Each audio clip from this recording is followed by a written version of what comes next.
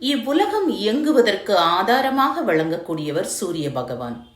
நவகிரகங்களில் தலைவனாக விளங்கக்கூடியதால் சூரிய பகவானை ராஜ கிரகம் என்று அழைக்கிறார்கள்.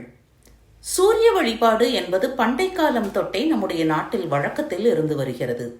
இந்து சமயங்களில் ஆதிசங்கரால் முறைப்படுத்தப்பட்ட 6 சமயங்களில் சூரியனை முழு முதற் கடவுளாக வழிபடும் சமயத்திற்கு சௌர சமயம் என்று பெயர்.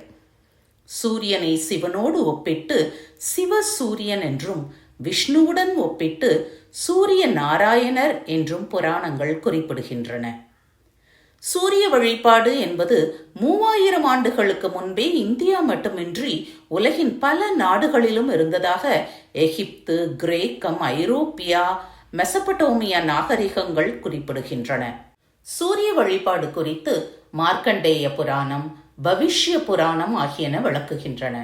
இந்தியாவில் காஷ்மீர் முதல் கன்னியாகுமரி வரை பல இடங்களில் சூரியனுக்கு கோவில்கள் உள்ளன. சூரியனே அனைத்திற்கும் ஆதாரமாக விளங்கும் பரம்பொருள் என குறிப்பிட்டு பாடப்பட்டதே ஆதித்ய ஹிருதயம் ஆகும். சப்த ரிஷிகளில் ஒருவரான அகத்திய முனிவர் அன்னை பராசக்தியை நோக்கி தவமிருந்த போது உலக நன்மை மற்றும் அமைதி பெறுவதற்காக அன்னை பராசக்தி உபதேசித்ததே ஆதித்ய ஹிருதயம் என சொல்லப்படுகிறது.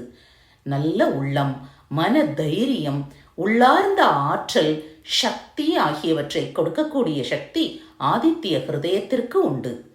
அன்னை பராசக்தியிடம் இந்த மகா மந்திரத்தை பெற்ற அகத்தியர் தகுதியான ஒருவருக்கு இதை உபதேசித்தால் மட்டுமே இந்த உலகம் நலம் பெறும் என நினைத்து மகாவிஷ்ணுவின் அவதாரமான ஸ்ரீ ராமபிரானை தேர்வு செய்து இந்த மந்திரத்தை உபதேசம் செய்தார்.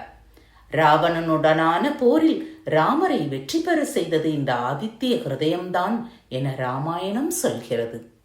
நோய்கள், மனச்சோர்வு, உடல் ஆரோக்கியம் பெற, கஷ்டங்கள், பயம் நீங்க, ஆயுள் அதிகரிக்க, எந்த நெருக்கடி காலத்தையும் சமாளிக்க ஆகிய நலன்களை வழங்கக்கூடிய அபூர்வ ஸ்லோகம் இந்த ஆதித்ய ஹிருதயம் ஆகும்.